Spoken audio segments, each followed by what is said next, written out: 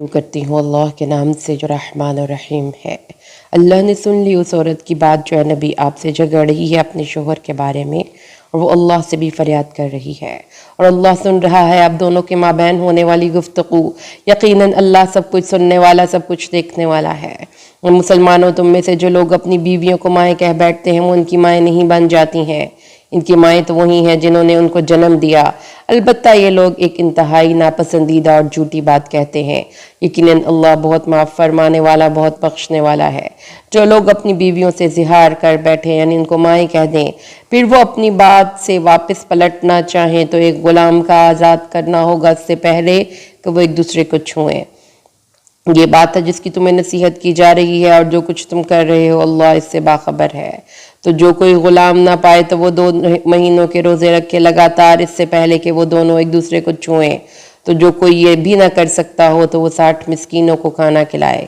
یہ اس لیے تاکہ تم ایمان رکھو اللہ پر اور اس کے رسول پر، اور یہ اللہ کی مقرر کردہ حدود ہیں، اور کافروں کے لیے بہت دردناک عذاب ہے۔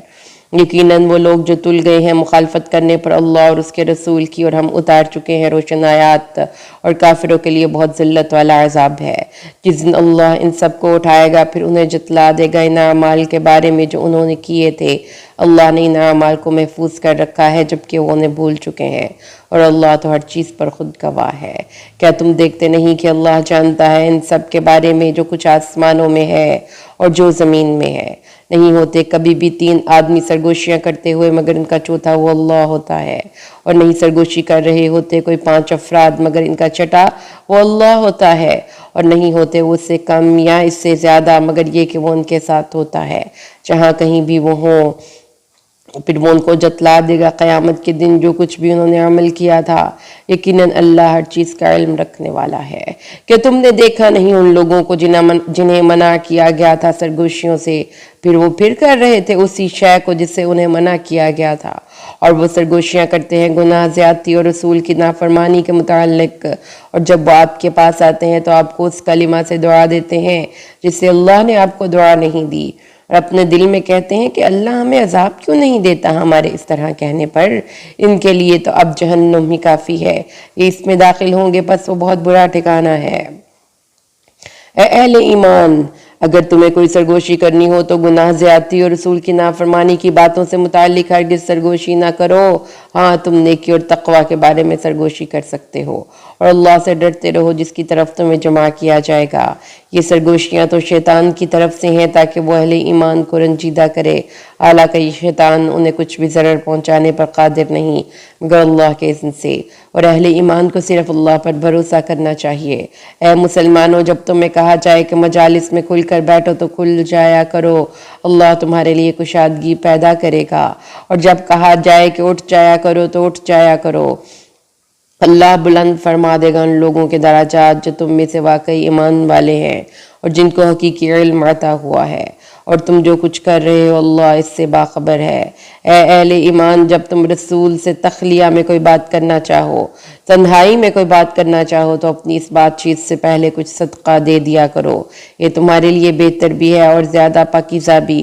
البتہ اگر تم صدقہ دینے کے لیے کچھ بھی نہ پاؤ تو بھی اللہ بہت بخشنے والا، بہت رحم کرنے والا ہے۔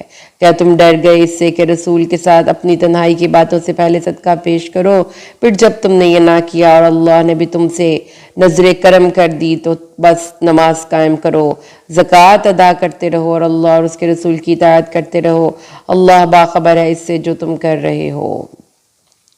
کیا تم نے غور نہیں کیا ان لوگوں پر جنہوں نے دوستی گانٹی ہے ان لوگوں سے جن پر اللہ کا غضب ہوا ہے؟ نہ وہ تم میں سے ہیں نہ وہ ان میں سے ہیں، اور وہ جانتے بوجھتے جھوٹ پر قسمیں اٹھاتے ہیں۔ اللہ نے تیار کر رکھا ہے ان کے لیے سخت عذاب، یقیناً بہت ہی برا ہے وہ طرز عمل جو وہ اختیار کیے ہوئے ہیں۔ انہوں نے اپنی قسموں کو ڈھال بنا لیا ہے، پس وہ اللہ کے راستے سے رک گئے ہیں اور دوسروں کو بھی روکتے ہیں، ان کے لیے بڑا ذلت والا عذاب ہے۔ ان کے کچھ بھی کام نہیں آئیں گے، ان کے اموال اور نہ ہی ان کی اولادیں اللہ سے بچانے کے لیے، یہ آگ والے ہیں، اسی میں رہیں گے ہمیشہ ہمیشہ۔ جس دن اللہ ان سب کو اٹھائے گا تو وہ اس کے سامنے بھی قسمیں کھائیں گے جیسے آج تمہارے سامنے قسمیں کھاتے ہیں، اور وہ سمجھیں گے کہ وہ کسی بات پر ہیں۔ آگاہ ہو جاؤ، وہ بالکل جھوٹے ہیں، شیطان نے ان کے اوپر قابو پا لیا ہے، پس انہیں اللہ کی یاد بھلا دی ہے، یہ لوگ شیطان کی جماعت ہیں۔ آگاہ ہو جاؤ، شیطان کی جماعت کے لوگ ہی حقیقت میں خسارہ اٹھانے والے ہیں۔